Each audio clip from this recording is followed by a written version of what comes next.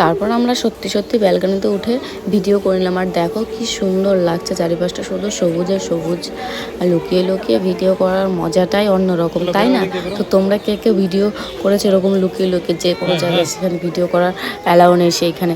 অবশ্যই কমেন্ট করে জানাবে। হ্যাঁ, আর দেখো লোক কেমন প্রচুর। আর এই সাইডেরও বেশি ছিল, যেহেতু রোদের জন্য কেউ হয়তো অনেকে নিচে নামতে পারেনি। তো আমরা এখন বাড়ির দিকে যাব, কারণ আমাদের পুরোপুরি ঘোরা হয়ে গেছে। আর আমাকে কেমন লাগছে অবশ্যই তোমরা কমেন্টে জানিও। আর আমার নতুন পার্সটা কেমন লাগছে সেটাও জানাবে অবশ্যই, ঠিক আছে? তো আমি তো বেশ মজাই পেয়েছি, কাছ থেকে তো আরও বেশি সুন্দর। আর তাদের ঘড়িগুলো দেখো, এটা নাকি তাদের ঘড়ি।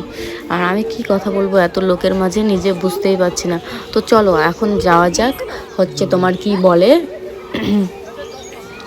রাজাদের বন্দুক, বন্দুক না কি বলে জানি না। তো আমরা বন্দুকের উদ্দেশ্যে দেখার জন্য যাচ্ছি। তো এই হচ্ছে সেই রাজাদের বন্দুক নাকি জানি না আমি। আর এত সুন্দর, আর লোহার তো, আর এত রৌদ্র দিচ্ছিল, ধরা মাত্র একেবারে ছাগা দিয়ে দিয়েছে। আর আমার খুব লজ্জা লাগছিল ভিডিও করতে এত লোকের মাঝে। তো টাটা।